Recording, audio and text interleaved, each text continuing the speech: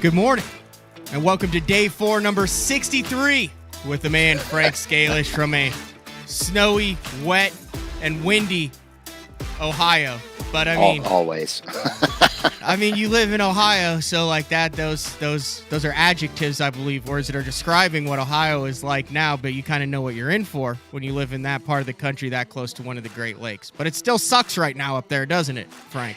Yeah, I mean, we just get nothing but we've literally had one of the wettest springs I could remember. I mean, it's just every day it's rain. It's like, okay. But you were able to get on the water this week, weren't you? Yeah, actually, Frankie and I went out Friday, I think, and it was kind of brutal. I mean, it was 25 to 30 mile an hour winds with gusts of way higher than that. We kind of smoked his trolling motor batteries. How long did that take? They lasted almost the entire day. I mean, really, we fished the entire day, but you know, here's the deal. We got to the lake. We went in his boat because my alternator fried in mine, so I had to wait for another alternator.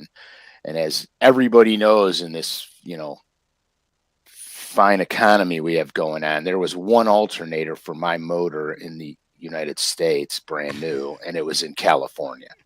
So I had it ordered, and of course, it only took 14 days to get here. Well, I should say that because it's not here yet. Supposedly it's on the way. Yeah, it was supposed to be here a couple days ago. Then it was coming yesterday, and now it's supposed to be here Friday. So, I mean, you know the drill with all this garbage. So anyway, so we went in his boat, long story short, and I'm like, yeah, dude, I'm not packing tackle. I'm bringing 3 rods. I'm going to bring a chatterbait, a swim jig, and a spinnerbait. And that's all, because that's it. That's what I'm bringing. Right. And we got to the lake, and we pulled in the parking lot, and I went, oh, okay. I should have brought a flipping stick. And windy.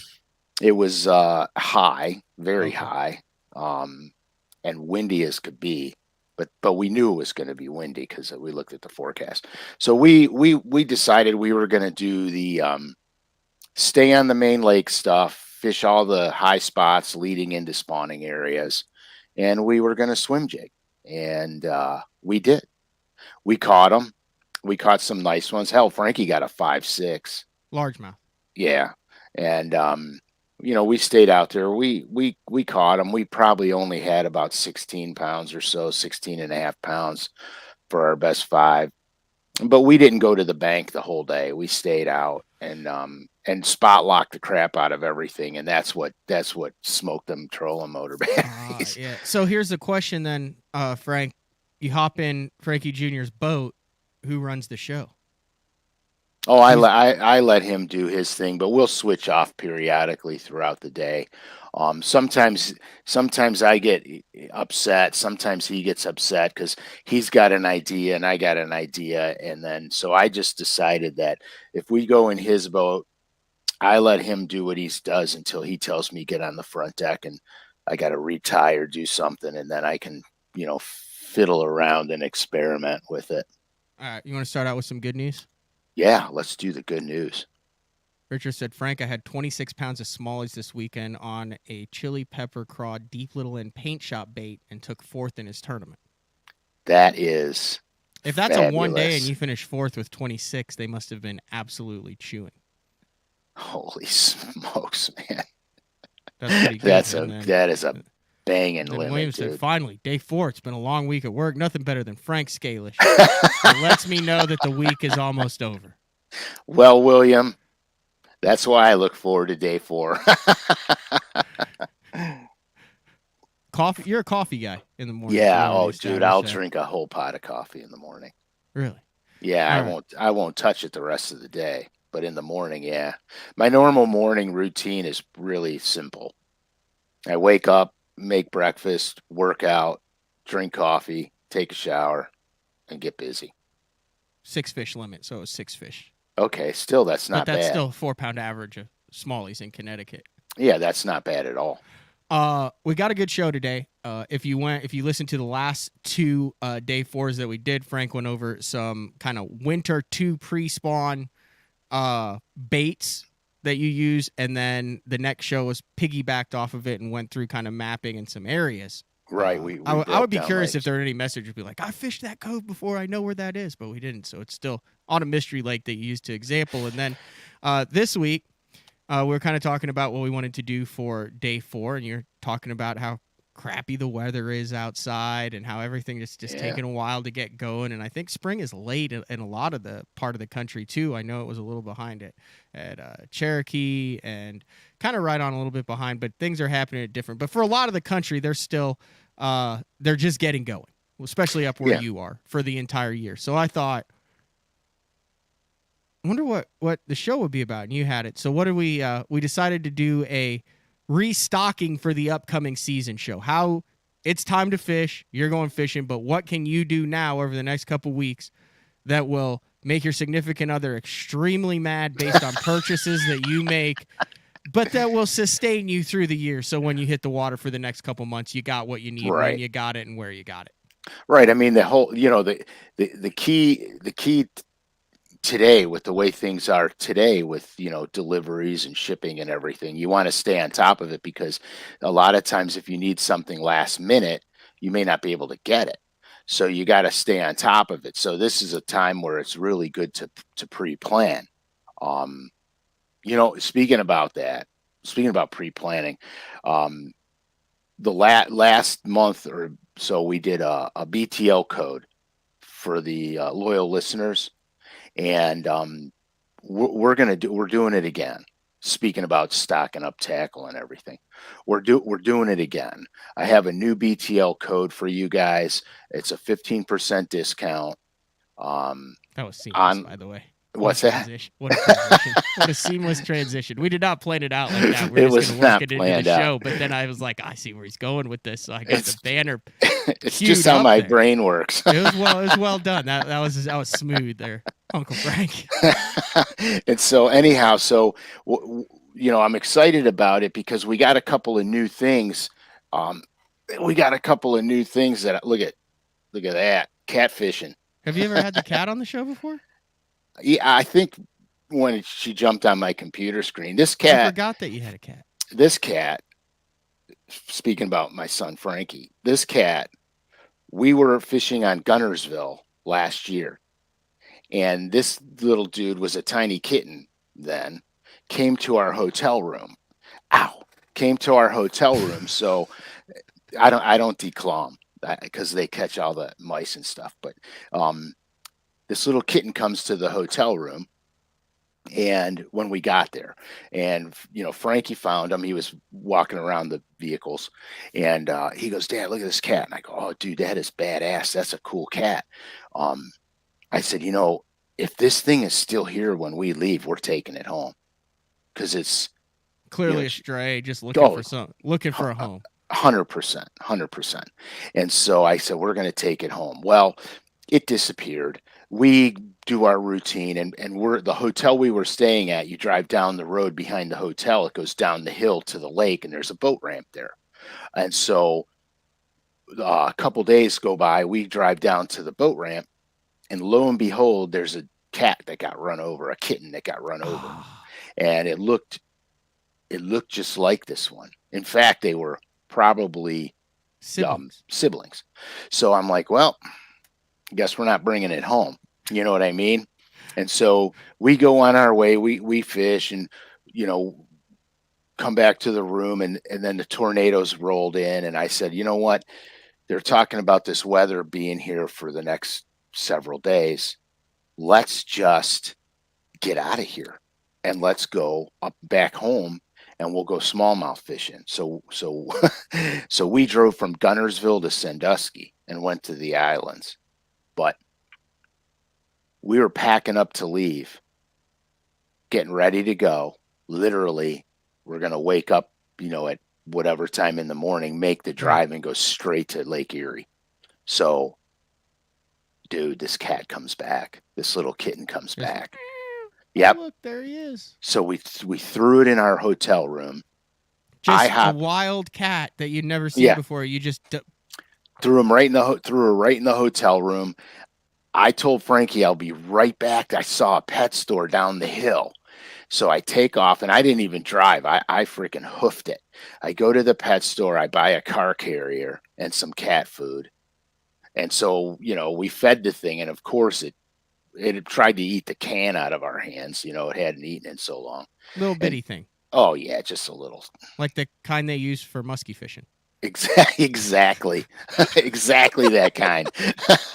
So, dude, I got such a funny rat. People. I have a rat story. Anyway, continue though.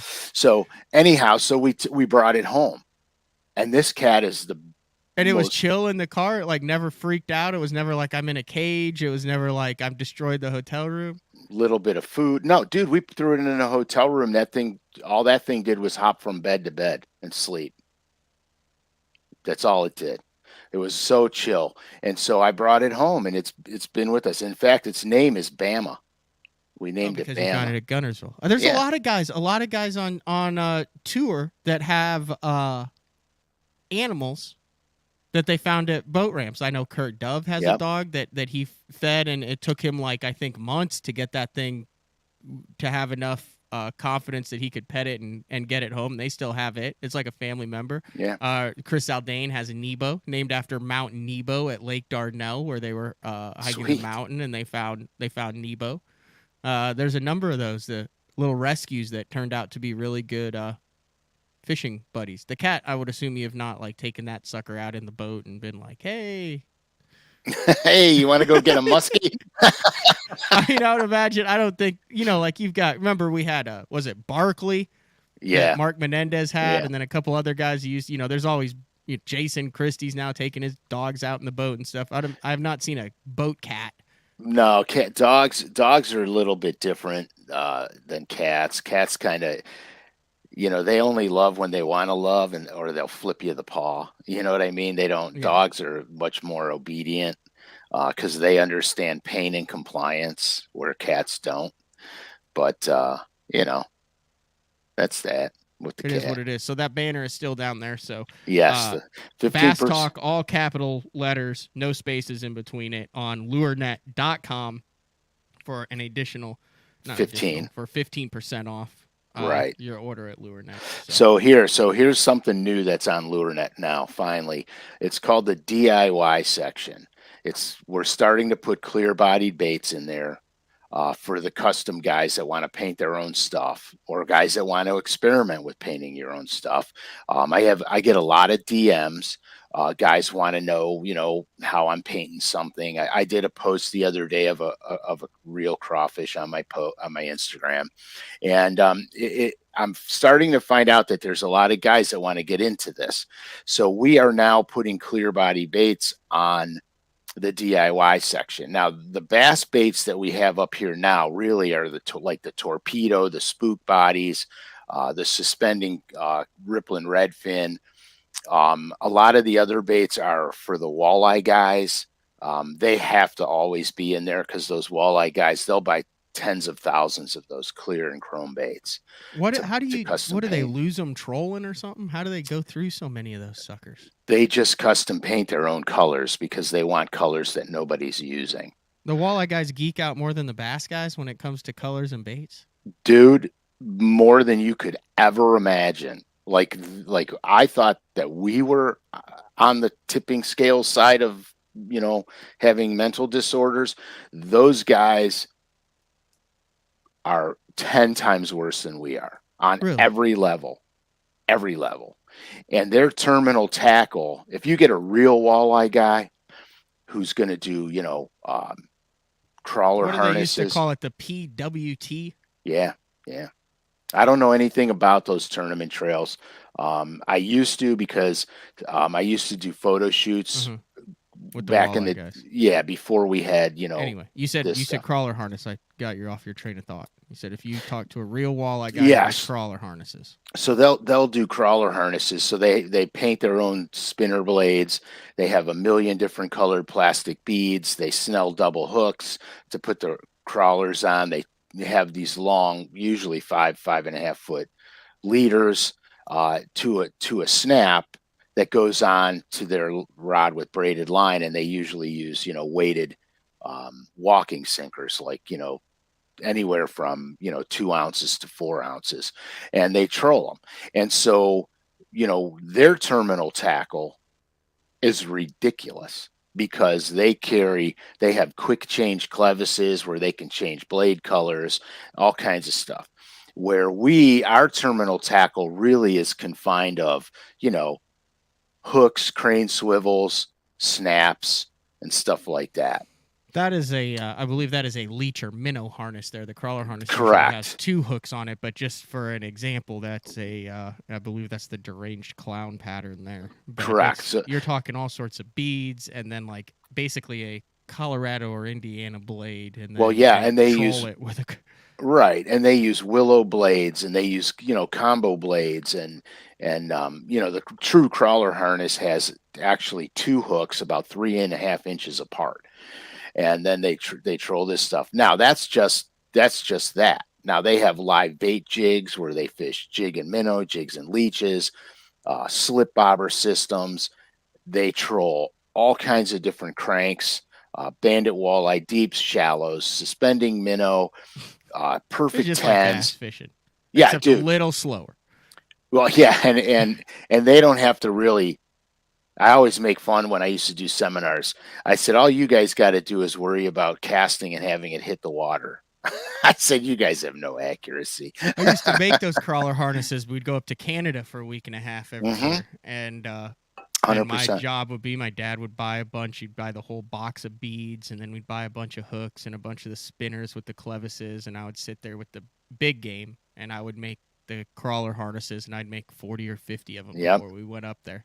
There was always one. The one that I always liked, it was a black blade with a silver eye on it. Oh, cool. And I would put 4 black and white alternating beads, and then the little black blade with the eye on it, and then would troll a leech. Oh, that's sweet. Yeah, a lot of pike on it. Lake Erie is not quite that simple. I mean, golds, oranges, motor oil type colors, hammered blades mostly, but smooth blades, mostly Colorado, but willows work. And if you want to imitate like an alewife, use a big willow blade. It's long, skinny. I wonder why. I mean, that's never really taken off in the bass world. The inline spinner, the spinner, any of that's like that. Why is the inline spinner never taken off in the bass world? Which is basically this is a glorified inline spinner. Right. It's an inline spinner with meat on it. Yeah. The inline spinner used to be a mainstay for me. I always had them in my boat because I fish schoolers with it all the time. Everybody that ever started out fishing bass fished an inline spinner. Absolutely. When you go pond hopping. It just never translated in the real world. But I'll tell you, why did it not translate? Why at the James River, if I could throw a spinner bait around, could I not have thrown a size 4 inline spinner around that same stuff? You probably could have. You would have to most assuredly put a single hook on the back of it, possibly even an offset worm hook, and then put a small thin piece of soft plastic on it to keep it weedless. Then you could throw it anywhere you wanted to. You could throw it anywhere you could throw a normal spinner bait, and it would probably work. I used to make my own inline spinners. We were on Pickwick one time, and I forgot the guy's name. Oh my gosh. Anyway, because it was a long time ago, but he wound up top 3 with an inline. In a derb. The bass were schooling. Yeah, but I mean, why can't you go down the bank with the big, especially when you're just fishing a windy bank or a point where it's not? I mean, I get it. Like with the treble hook, a spinnerbait's going to be you can a lot less snag resistant. But I mean, why don't guys use? Is it a line twist deal? Is it a cast? No, it casts like a bullet. It casts like a bullet. It line twists like a machine. But I always, when I fish them, I use an 18-inch leader and put a small crane swivel, and then attach the crane swivel to my line. That eliminates the line twist on the thing. But it's just, I don't know. I don't think it's sexy. You know what I mean? I don't think it's like. Does a Carolina rig sexy? Oh yeah. No. Oh yeah, dude. Inline spinner looks way more effective than a Oh no. catfish rig with a chunk of No. plastic on the back. No. Don't talk bad about my thing, man. I don't know why I got into that. We started out with the Lindy rigs and then we transitioned to it. And I know we've talked about it. Ike always is like, I've got it in my panic box, but Well, I'm not yeah. talking about like a little, I understand, like, especially out on those. No, you're talking about little bitty shad in the fall. You can throw a 1/4 ounce rooster tail, but I'm talking like a full size inline spinner, like, not like a 4 not or a pike 5 or musky one, but one that's like a 4.5 inch shad. Right, 4 or a 5. They're money. Like I said, I don't. A lot of people don't want to monkey around and take the treble hook off, put a single hook on it. When I made mine, I always used a single hook. I would, use a single hook. I'd make my skirt material out of hackle or schlappen, sometimes bucktail, sometimes squirrel tail. I mean, I changed my tails around to match whatever I wanted to accomplish. But I also had them with worm hooks on them where I could take like a 4.5 inch finesse worm or a 4 inch, or a 4 inch ringworm, with the hook tail, and put it on there, and it was weedless, and I can throw it anywhere. But I got away from it too, and I don't even know why. I used to catch a lot of fish doing it. I don't know why. I mean, it's hard to ignore what we use because over the course of so many years, we've refined techniques. Right. To the There's got to be some reason. Yeah, I don't know what it is. Other than I guess just on your top 10 baits on Bassmaster, you don't want to be holding up a Rooster Tail, a rooster or a Meps. Yeah, the Alga 4.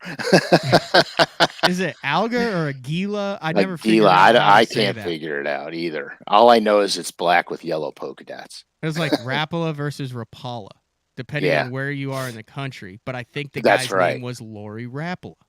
Right. Up north, it's Rapala. The closer you get to the Ohio River, it turns into Rapala. And then wherever you guys live, it's Rapala. Yep. All right. But yeah. So yes, getting the meat of this thing. Yeah, I mean, we DIY baits, clear baits are there. I'm going over my checklist, which I don't usually have. So this is kind of it's freaking me out because I usually we just talk. Yeah. But I have a checklist, and I'm not going to put it way up there so you can read it. But yeah, so those baits. Oh, okay, so here, you got the discount code, capital Bass Talk, and it's 15% off. Now here's the cool thing: Speed End Juniors stocked, custom dingers stocked. Which I want to get into some of the colors in those, but stocked. They're all stocked. Mobster swim jigs, both sizes. Finally, they're stocked. So. They got a container ship in. Yeah, it's all in now. It's all in there. Thank goodness it's all in. I mean, there's so much exciting stuff going on right now. Norman baits, I'm redoing so much in Norman right now. It's so much fun. I have a lot of fun designing lures and color schemes and everything else, but Norman's kind of like my baby because I grew up fishing them. It's one of my all-time favorite crankbait lines. It's like a complete crankbait system, and we added the Speed End and the Speed End Junior to the line recently, and now I've got colors coming out in that line, so everything's going to get a facelift. I'm very excited. I've like I don't like I'm kind of even, but this is really exciting me. Like I really can't wait to get painting because I got ideas and a lot of colors I've already got done. And I snuck one of them out there for you guys on my Instagram page. Yeah, I saw that. That looked phenomenal. Isn't that sweet, dude? Yeah. So did you do that drawing then, and then paint it all, so I did the drawing first. Scalish_fishing, right? Right, Scalish_fishing. I did the drawing first. And then, because I'm going to make that with several different color palettes. But the first one I wanted to do is called a common craw. I wanted that particular crawfish because it's very widely spread across the country. The other one that spread fairly across the country is the rusty craw. When you get into your red craws, mostly you're talking about Texas, Louisiana, that region. And then there's another craw that's a stream craw, which is basically almost bone and brown. But there's a lot of craws. But I'm going to add some really unique craw patterns to the line. I'm very excited about it. I got bait fish colors coming out, all kinds of stuff. That one blew up. That might be your biggest post that blew up. You got 136 comments on that post, Frank. Yeah, I answered all of them too. It was hilarious because I started answering them, and when you're answering them, people can see that you're on. So I'm answering them, and I just keep getting more bing, bing, bing, bing, and I'm like, holy crap, I'm never gonna get out of here.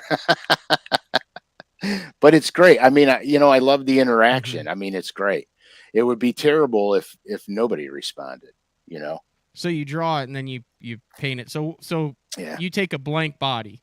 Yes. To get to the point where you're like, hey, check these out. Can you do that in a full day, or is it a multi-day deal? Oh no, dude. It's not a multi-day deal for me. So you can start with nothing and be done with one the same day. Oh yeah, easily. So I do tricks. When I stopped fishing Bassmasters, I worked for my brother's body shop for a while. And no, I didn't paint cars. I did all kinds of stuff, but I didn't paint cars. But what I did was I walked into the paint shop there and had my eyes open with all what's available. Okay. So what they do at a body shop, if they're going to, let's say we're going to try to match this color. Okay. This color here. So they will look up a formula. They look up the make model of the car. They look up the formula, and there's a paint formula in there. But what happens with silvers and pearls and whites, there's always a fudge factor involved. So you do what's called a spray out card, where you have a glossy, 4x6 card or 10x10 card. You mix the color, you spray it on the card, you clear coat the card, then you hold it up to the car under outdoor lighting so you can see if you're actually matching the flop of the pearls and the metallic, and you get the base color proper. Okay. So I learned all this stuff when I was there. So here's what I do. If I want a certain color bait, I'll do a mini spray out card of my base color. This is crazy show. We're going somewhere here. But I'll do a mini spray out card of my base color. And since I paint with mostly transparent, translucent paint, as I layer my colors, I get different effects. So when I do my spray out card, I have to have my base color on it, because the next color that I'm going to paint is going to change somewhat. So then I look at, how it looks, and then I decide if I need to add more of something or less of something. And that's how I do it. So if I'm inventing a new color, where I'm mixing several colors together to make a color, I write down how many parts of what color to what color I mix, what my base color is, and then how I'm spraying it. Am I spraying it with my overspray going down the bait? Am I spraying it with my overspray going up the bait? Or am I eliminating overspray? So that's kind of how I do it. But once I have my original formula down, because I'll write down, it'll be like, when I'm done, it'll be like a paint by number. I'll have my finished product, and then I'll have every step from 1 through 14 or 17, however many steps there are, and how I painted everything. So I don't even need to see a bait anymore after that. I can just pull my formula out and paint off of my formula. And that's what I send, finished painted baits, the finished version, and the formulas to the lure company, and then they go from there. So it's really cool. I'm so excited. And, there's just so much going on right now. And these custom looking colors are really, it's a big thing today. It's a craze. It's a big craze today in our industry. And I think that's where the industry's moving towards. And it's exciting because everything's changing all the time. Custom dinger program, they did the same thing with the custom dinger program. They made a bunch of custom colors, and now they're selling, and they're selling well. And I got samples of all the colors when they made them, and then I went through them, and then I go down and I say, we need these 5 colors in a spine craw. We need these 5 colors in a money craw. We need these in a ribbon tail. We need these in a trickworm. And then I'll go break it all down based on how you fish each lure, what conditions you'll fish each lure in, and then put the colors in those particular body styles. And so I was looking at, I think they came out, I don't even know how many, 25 maybe, or even more. And I was looking at them going, okay, they're all good colors. I would love to see these in some smallmouth soft plastics, these colors, blah, blah, blah. So I wrote it all down, sent it all in, and they're doing it. And so I thought, you know what, if I had to, because I'm not like a color freak machine with soft plastics. I literally have 8 colors that I fish all over the country for the most part. Smallmouth a little bit different, because my smallmouth box is completely separate, because Great Lakes smallmouth, I want different colors. So that's separate. So I said, well, if I had to pick 6 colors out in a 5-inch dinger, and I can only have 6, what 6 am I going to have? And I'm just talking about the customs, because there's one color we make that I would never be without. So I said, well, okay, so what soft plastic is going to give me an opportunity to fish in the most water conditions? So I went to Junebug Red, GB Haze, and GB Plum. You can hit almost every water condition with those 3 colors, right? Junebug Red, GB Haze. GB Haze is a cross between green pumpkin and watermelon. It's kind of semi-transparent, but it's not super transparent. Hold on. Yeah, it's in there somewhere. Yeah. GB Haze. GB Haze. Can you zoom that up a little? That's maybe not my skill set. Frank. Okay, so GB Haze is it's almost like a green pumpkin blue, but it's a cross between green pumpkin and watermelon. And the reason I like this color is because it translates in clear water as well as off color in dirty water. Obviously, Junebug Red for the dirty water conditions, but I also catch them on Junebug in clear water. And then GB Plum, it's that plummy color, but it's got a couple different metal flakes in it.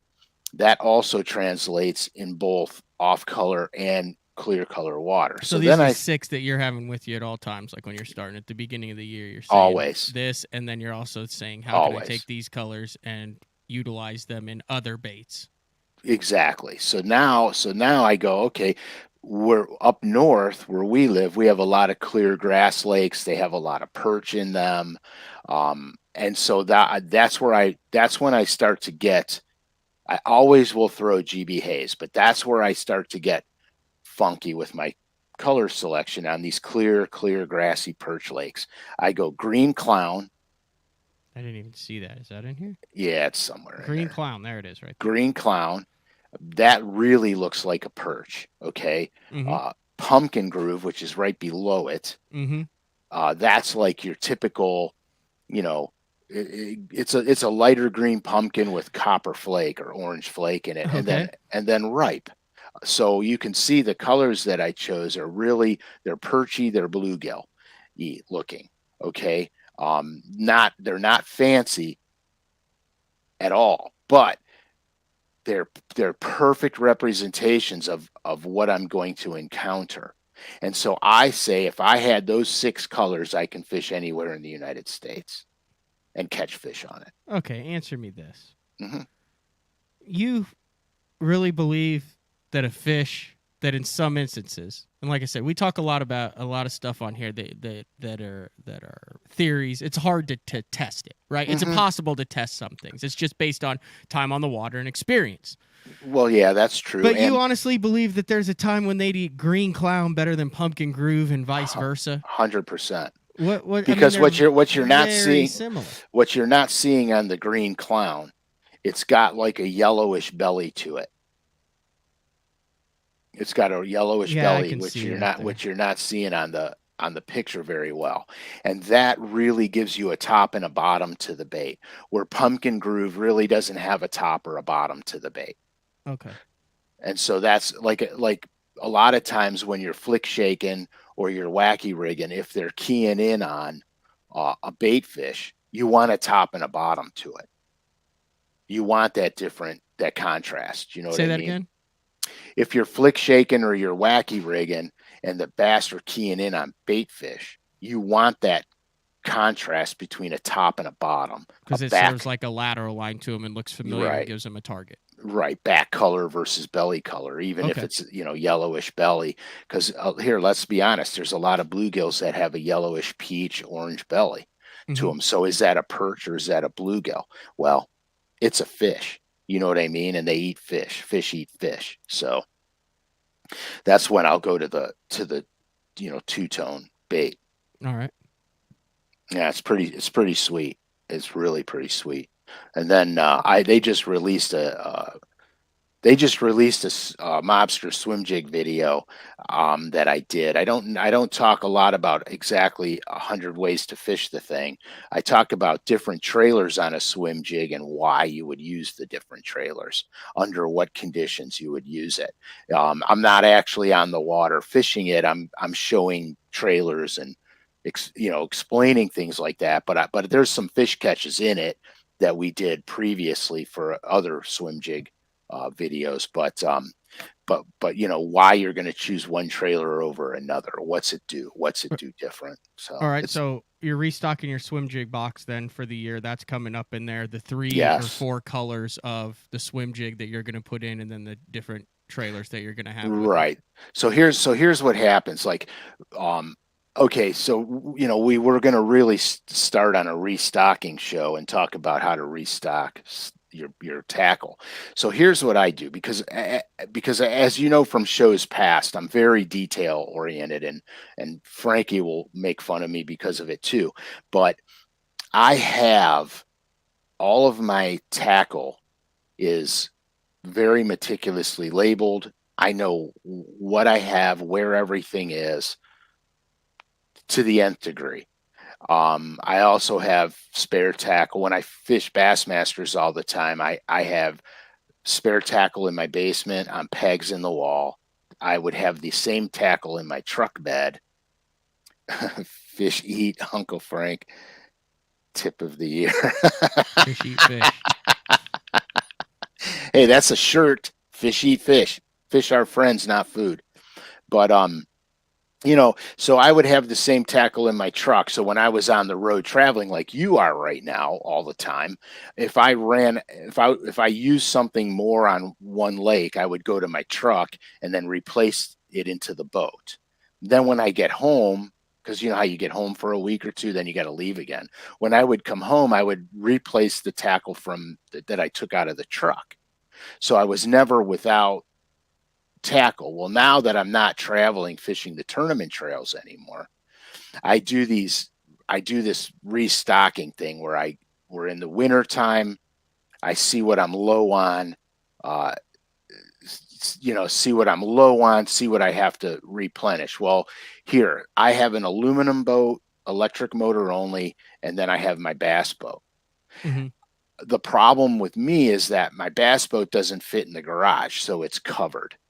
And so if I need to get tackle out of it and it's like today, raining again, I don't go in my boat and open up all my compartments because I don't want all that water in there, you know, all that moisture in there. So I leave it covered. So what happens is then I got to go from my aluminum to the bass boat, or from the bass boat to the aluminum boat. I'm constantly shifting tackle around, and it gets very hard to keep track of. So what I'll do is I have my soft plastics are stored in Ziploc freezer bags, quart size, and I put 25 of each soft plastic color that I'm going to use in a bag, and they're all in separate boxes. So I'll have my spine craws and my Christie craws and my speed craws in one box. You know what I mean? I'll have Right. my 7.5 and 4.5 inch finesse worms in another box. I'll have my Christie craws, my money craws in another box.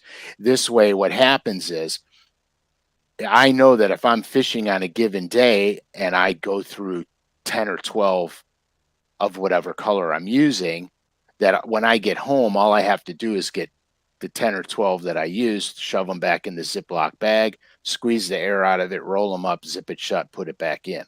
And I know, and this way I'm never without. Okay. Um, but when I was last year, when I was doing some topwater stuff, I kind of got caught with my pants down because I had assumed that I put some P71s in my bass boat, and I wanted to show how to actually flip a P71 into a blowdown or a P71 popper, how to flip it into a blowdown and walk it in the same place without having it move forward, but keeping it still in the same place. And I couldn't find them. I went through my entire bass boat. I couldn't find them. Well, I had left them in my aluminum boat. So what I do in situations now is because I'm all over the board with the two boats and filming and doing all this crap. So now what I do is every time I get out of my boat at the end of the day, I do a tackle check. I look through stuff. I see what I used, what I and then I replace it all, make sure that I got my top waters separate from everything and down the line. So it's a really good time to do it. Like Mobster swim jigs, I like the 5/16 ounce so much for slow rolling. And, with our northern pike and muskies up here, when they eat one, your chances of getting it back are almost zero. And so what I didn't realize was I was literally down to 2. And I'm like, oh my gosh, I only got 2 of these things. And now we're throwing them right now. We're throwing those swim jigs up here right now. And I'm like, I'm only down to 2. And so I said, I got to reload. So I literally went on LureNet the other day and I got like 15 swim jigs coming, 16 swim jigs coming because I'm out and I didn't even realize it. You know what I mean? Yeah, exactly. Anthony says I can picture Frank with a clipboard and a pen. That's not even far from the truth, dude. That is so not far from the truth. And ask Frankie, he'll tell you. I mean, he tells me I make too much of it all the time. But then you don't have to worry about it. Right, because I like when I go in with him in his boat, it makes me mental because I can't bring all my tackle. So I have to gear down. It's like the typical non-boater, right? So I have to gear down. And so what happens is I take 1 or 2 of these, 1 or 2 of these, 1 or 2 of these, because if I run out, Frankie's going to have it anyway. So I don't bring a lot. Right. But what happens is I'm taking bits and pieces from all my other boxes. So when I get off the water with him, the first thing I got to do is I got to go put everything back. Because I can't just throw it in the basement and go, I'll just put it in the boat, tomorrow or the next day. Because what if I forget? Best part, Frank. What's that? You're missing the best part of bass fishing. What's that? It's 7 months later. You're going through Rubbermaid tubs with different bags and boxes and stuff in, and then you're like, oh, I forgot I fished the Wednesday nighter with so-and-so, and here's 4 new jackhammers and all my stuff. It's literally like getting new tackle. And if you do that on a regular basis and you never put it back, there's just little packages of surprise lures all over your garage and your storage unit and tackle shop and boat. And it's like Christmas 5 or 6 times a year. You're like, I totally forgot that I had made that entire tackle box. So what you're saying is it's like a tackle IRA. Yeah, and they're just little, and you're like, I thought I had some of that, and then like, boom, 8 little crankbaits that you totally forgot you had, and now they're back in rotation. Dude, I'm gonna tell you the God's honest truth. When I first started fishing Bassmasters, that's how I stored my tackle. I got those big giant plastic bins and put them all, as many as I can get in the bed of my truck, and I would just literally throw tackle in there. Okay, dude, I would be up in the middle of the night going through those bins with a flashlight looking for something during the tournament. I could never find what I wanted to find. And so I said, there's a better way, and I'm changing what I'm I doing. got 2 of them right now in my back of my truck in the back seat. I quit. I quit that. Everything is in boxes labeled, and only of what's that kind is in each box. Mm-hmm. So now when I was traveling after my first season in Bassmasters, I nipped that in the butt right away. Then I can go to my truck, open the truck bed up, and go, I need DD22s. Here's my DD22 box. You know what I mean? Whatever I needed, there was a box for it. And so that's how I did it from that point on, because you can't be looking for stuff and not finding it when you need it. Fair point. Did you say nip it in the butt or nip it in the bud? Bud. Butt? Bud. Okay. I'm just making sure. I didn't know if there's a different. I always used to say butt. I think it's bud, like rosebud. Well, that's what I was curious. I just looked it up. Rosebud, flower bud. So if you nip it in the butt, you could get in trouble depending on who you're nipping. Or what you're searching on Google. Yeah.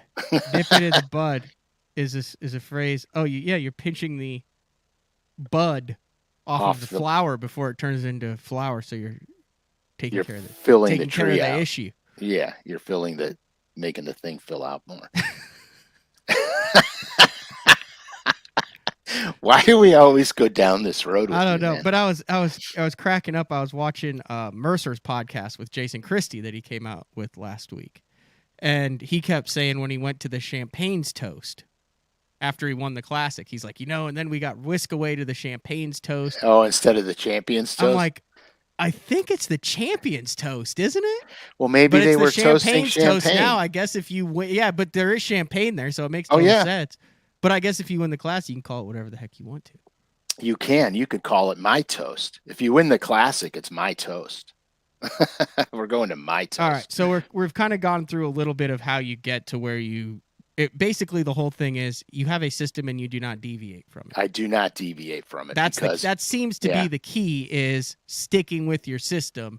So you're never out of whack, and you never find yourself in that predicament where you're total chaos. And then you don't know what you have. Well, that's a fact. Like here, like even my jerkbait box, my jerkbait boxes are separated because I have what I call ice jerkbaits that I'm fishing in the wintertime. I have my deep suspending jerkbaits, and then my shallow suspending jerkbaits, and then my floater divers. So if I know that if I'm, fishing the spawn, for example, all I'm going to grab are my floater divers. Because I'll be fishing shallow, I want it right over their head, right in their face. Okay. A suspending jerkbait will be dragging on the bottom. It's not good in that condition. So I'll just grab my floater diver box. That's kind of how I do it. So then it just makes it really super, super easy. Like here, my smallmouth gear doesn't even go in my boat unless I'm going smallmouth fishing, or if I'm going on a lake with smallmouth. Then my smallmouth gear goes in the boat. But anything I fish on Lake Erie, that's separate. And then when I go to Erie, I'll throw all that in and take out some of my, shallow largemouth stuff. I'll take some of that out and replace it. I do, while we're talking about a little bit of organization, I do have a hot tip that I'm really proud of, that I figured it out, and it was kind of by accident, but it 100% works. So if you go, do you guys have Sam's Clubs up there, or Costco's, where you get your own boxes? Yeah. Well, a lot of the boxes that the produce come in, they're only like 3 or 4 inches tall, and they're long, and they're made out of heavy duty cardboard. Dude, those fit a tackle, like just your little 3600s or your plastic boxes that you put in the boat. They fit them horizontally perfectly. And that's sweet. Can basically go to Sam's or whatever and get you'll know when you see them. You'll be like, hey, that's so what it looks like. You stack them up and down in those trays. Right. So then I can stand them up in the trays. It's only a 4-inch lip. And the way you can do a 3600, you can actually put like 12 or 15 of them in there, and then it fits where it slides in the last one, and now you just have a perfect unit that you can either put in your truck, you can store it like that, you can Oh, pick them up and carry them, that's and money. it's super high end cardboard, for it. So that's just a little tip that I've got 3 of them, and I've got 15 little 3600s in each one. Yeah, that's sweet, dude. That is. And then I sweet. just take them out and put them in the garage, and then toss them and put them in the boat. Yeah, and it's that's free. That's 100% tip. free. You just go grab a couple every time you go get a honey cured ham or 17 ribeyes or a 65 pack of Charmin. Exactly, or a truckload of TP. 36 Sharpies, whatever. Right. A 6-year supply of multivitamins. Whatever exactly. whatever you need at the time. You walk out with the big cardboard trays.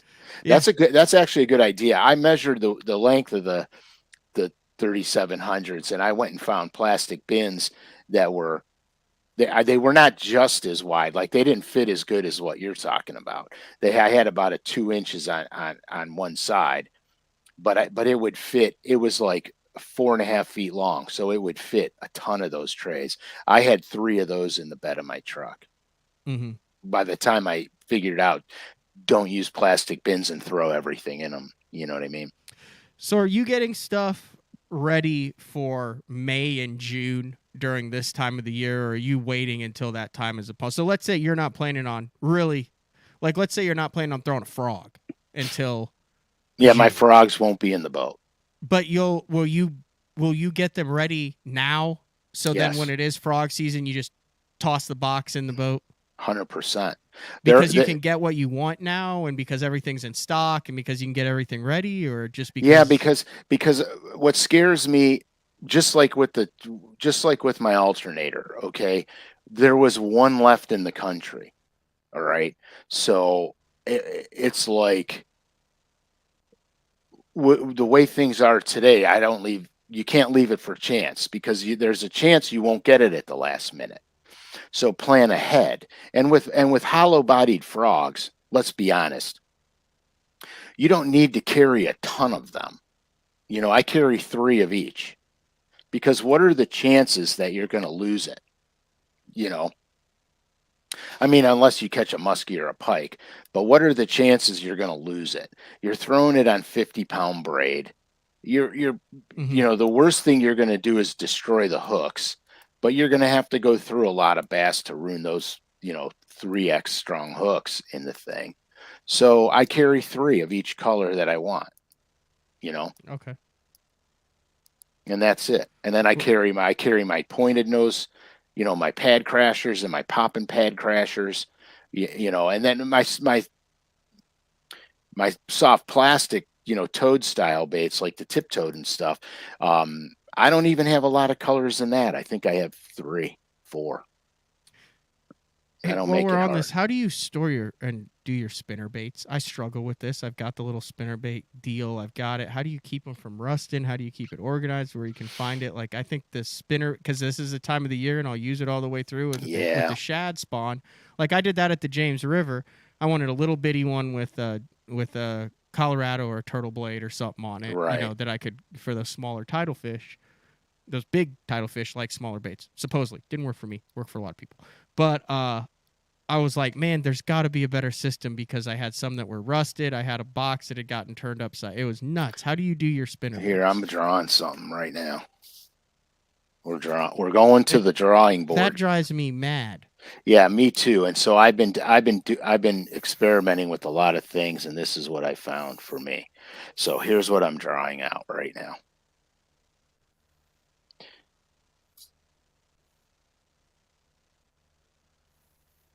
I'm going big screen with you here. I'm expecting big things coming up here, Frank. Yes, there are big things coming up. Okay.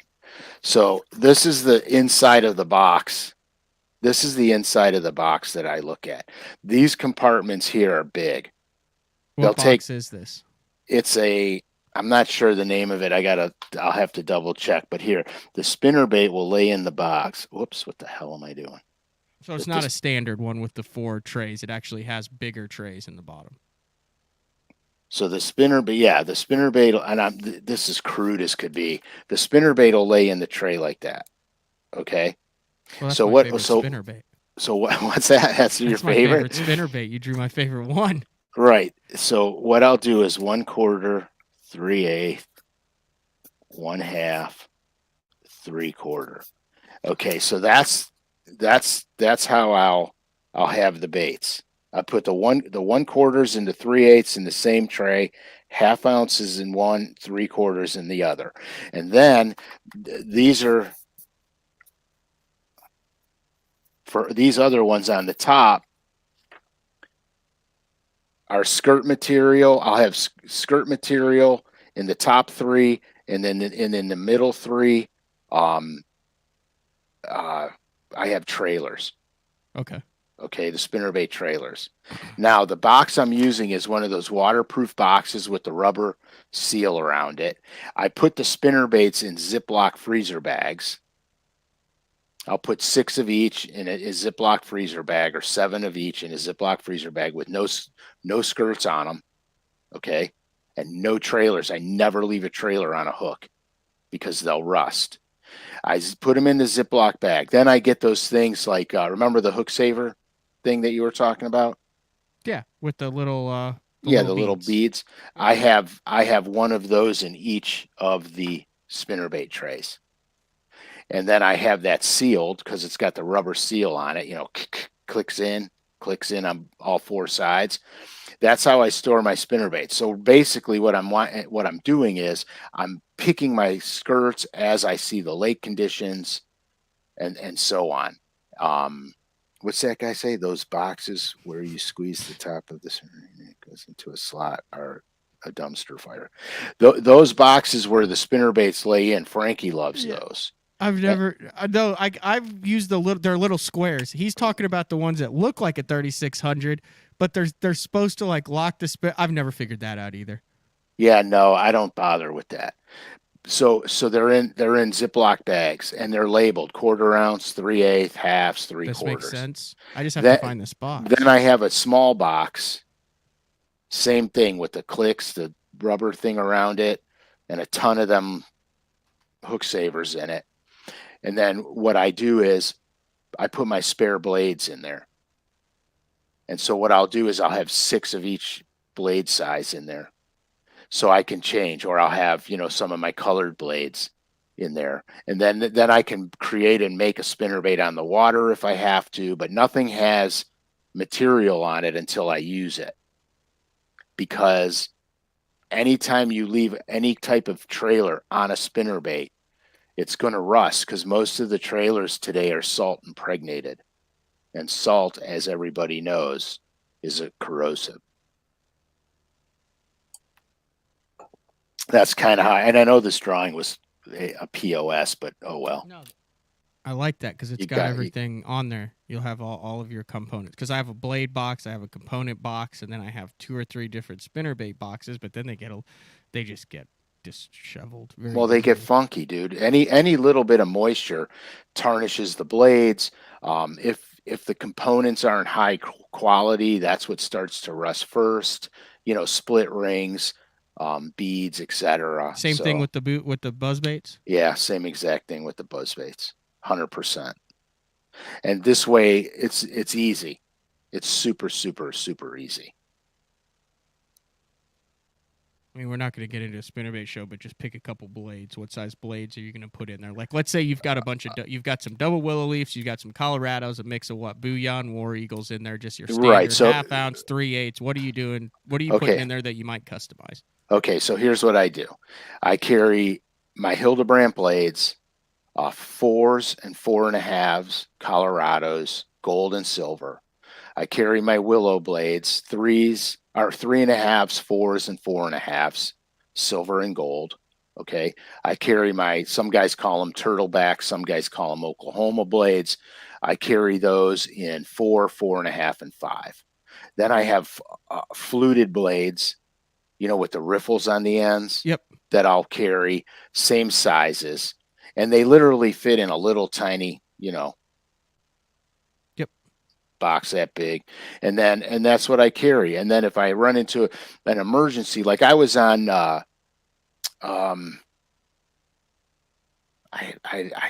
it wasn't Smith, although it might have been.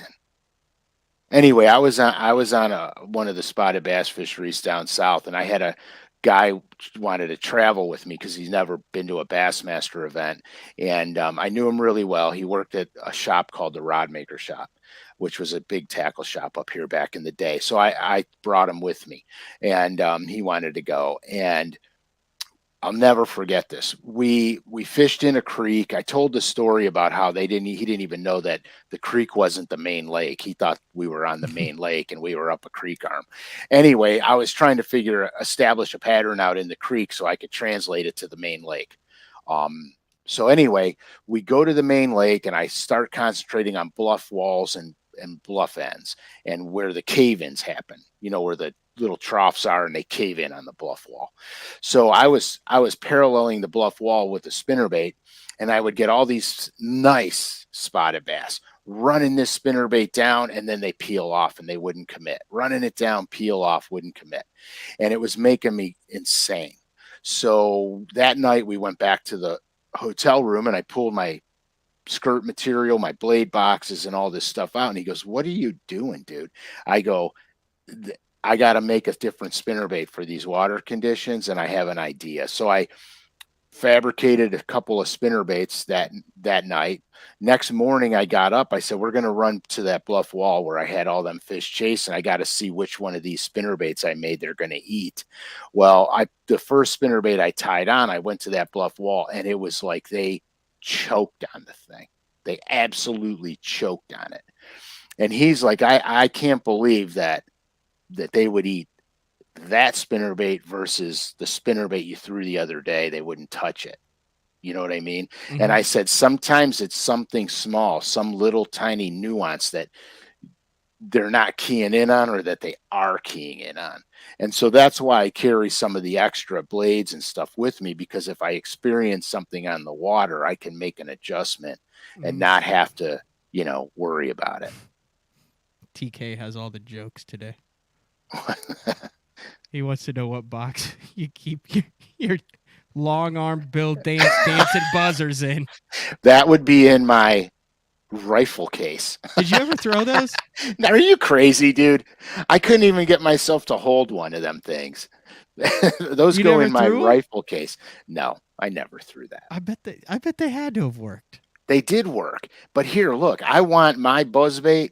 I want the hook, the skirt material, and the business end as close to that blade as I can get it. Because when they come up for that thing, I want them swallowing it.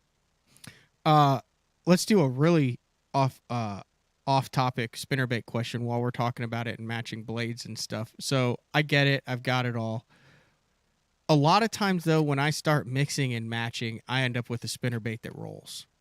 It's not 100% true on it. That's why I like the War Eagle so much and stuff. It's like, man, you pull that sucker out of the box without messing with it, and it just feels right. But then I start putting different blades on different stuff, and I kind of coming through the water a little bit on the side, or if I burn it, it'll roll up. What causes a spinnerbait to not run true through the water, especially when you start changing stuff on it? There's a point of no return when you start oversizing a blade. So what happens is the blade displacement is so great when you're pulling the weight of the spinnerbait head isn't going to keel anymore. It's going to start to ride up because the torque between the blades is going to monkey with that. The other thing is you could have bent the arm. You could have bent it from the head to the R bend, or bent the arm from the R bend to the blades. If that's bent, that's how you tune a spinnerbait. Yeah. If it's rolling up this way, you bend the blades the other way. Just like a crankbait. Yeah, to compensate for it. I always do that. Like, it always drives me nuts. When I fish with Jeffries and he's on a spinnerbait bite, the man refuses to reshape his spinnerbait after he catches one. So looks like a coat hanger coming through the water. Yeah, by the end of it, I'm like, Mark, bend that blade back. Bend that arm back. And it's just like, it's like just a wide open. Yeah, 100%. Blades flopping around and the bait on the side. And he's like, I'm still catching them. And I'm like, dude, that's not the point. Cut the tag end and bend it back so it looks like a wire armed spinnerbait. Right. And the other thing that happens is if the from the R bend to the wire is too long or too short, depending on if you're throwing a double bladed spinnerbait or a single So bladed some spinnerbaits are the frame is designed to handle a large Colorado or Right. a willow, and vice versa. So you can't just take one frame and put a big Colorado on Right. it and then expect it to react the same as if you've got a double willow on it. Correct. Now, sometimes, dude, I oversize the blades on purpose so I can creep it in the water column. That's the other thing. If you oversize the blades, you can't reel it in fast. You have to make it slower. But I do that I oversize the blades on some of my lighter spinner baits because I don't want to burn it in. I want to float it in the water column. This prevents you from burning it in, because if you do start to get excited and retrieve it, it's going to start to roll on you. So you got to pay attention to that too. You know, speed is another thing. Like when I'm burning spinner baits for smallmouth, which I do often, I'm throwing 3/4 ounce spinner baits, and I want to be able to smoke that bait in and keep it at a certain depth range without having it climb up the water column too high on me. And so that's when you can undersize your blades a little bit. You know what I mean? Yeah. And I don't do drastic changes. I always start half sizes, and then I go from there. And you have to also realize something. Certain blades pull harder than other blades. Obviously, a Colorado blade pulls way harder than a willow. A fluted willow pulls way harder than a regular willow. So, and a Oklahoma blade or a turtleback blade doesn't pull as hard as a Colorado blade or an Indiana blade, and it pulls harder than an Indiana blade. So you have to realize this stuff too, because a lot of times your blade shape's going to dictate, you know, the conditions you're fishing. How fast or slow you got to fish the bait could determine a blade shape, or conversely, cold water, grass versus hard cover. You know, I like throwing double Colorados and stuff in hard cover. Hard cover, as wood and stuff like that. Yeah. I know we're wrapping things up here. I want to circle back to the Mobster swim jigs. I don't think you ever actually went through, like, if you're restocking, what are the main, I know you went through the size and stuff, but if you had to, your main 3 or 4 colors in the Mobster swim jig with the trailers that you're going to carry for it when we're getting ready for swim jig season. Yeah, I like Grand, which is green pumpkin, basically.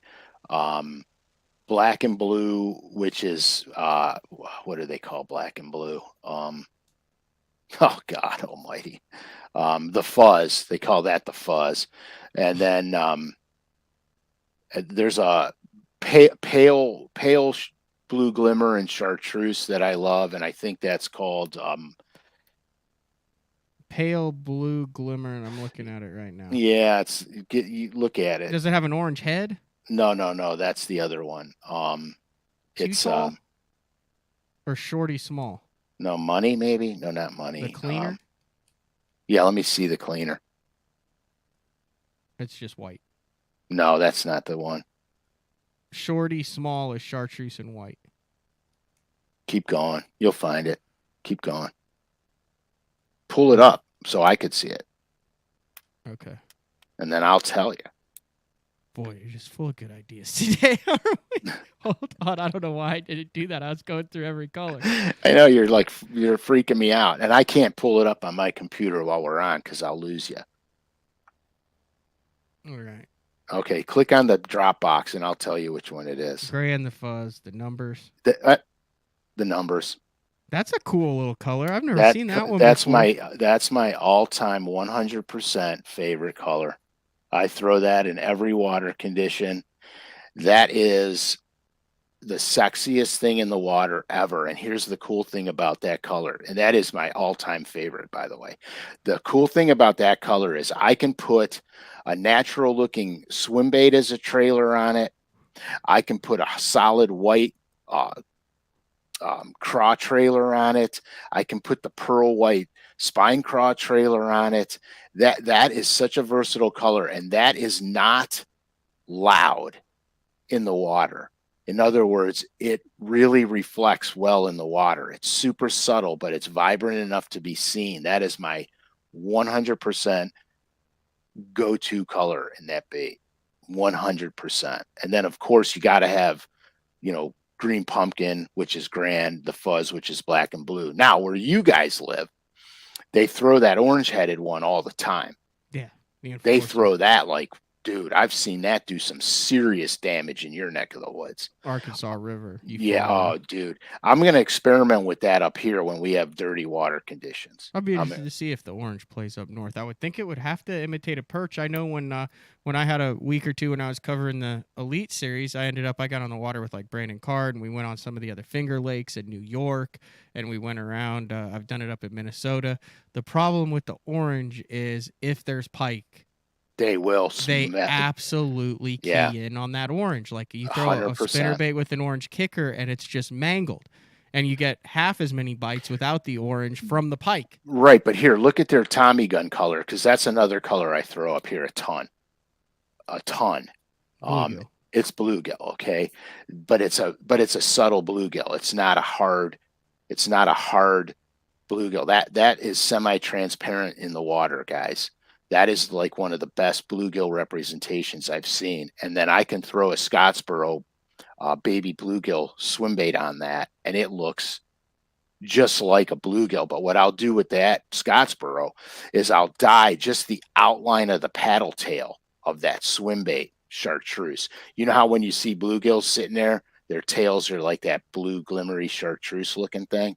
Mm-hmm. in the water, and I just do the outline of the tail with the chartreuse. I don't color the whole paddle chartreuse. I just the outline of that paddle.